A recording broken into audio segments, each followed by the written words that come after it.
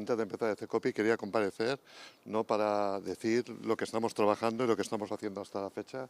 Como ya comenté, la prioridad para nosotros es las ayudas para enseres y bienes de primera necesidad, ¿no?, de los ciudadanos que tanto están sufriendo, y decirles que ya hemos otorgado y dado 60.600.000 euros a 10.100 ciudadanos, ¿no?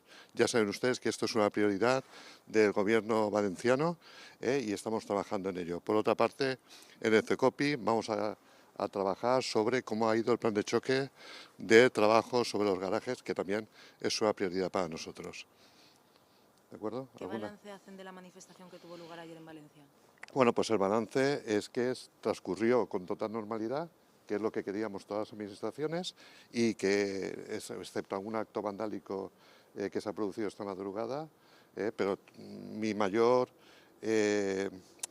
respeto, como dije ayer, a que se expresen como consideren los manifestantes del día de ayer. ¿Y cómo acogen que sean casi 100.000 personas las que estén pidiendo la dimisión? No es una cuestión saber el número de personas, ¿no? Es la cuestión de que se expresen lo que consideren. ¿De acuerdo? ¿Qué tipo de acto vandálico ha habido? Bueno, alguna pintada, pero bueno, que eso está fuera de lo que son los manifestantes, no es un acto aislado. Pero queda claro que la gente no está, estas que salieron a la calle, no está contenta con la remodelación de gobierno, que ante eso, ¿qué opinan? Bueno, yo creo que, ya lo he dicho varias veces, que mi misión es trabajar y que la gente vea que estamos trabajando por la reconstrucción y por ellos.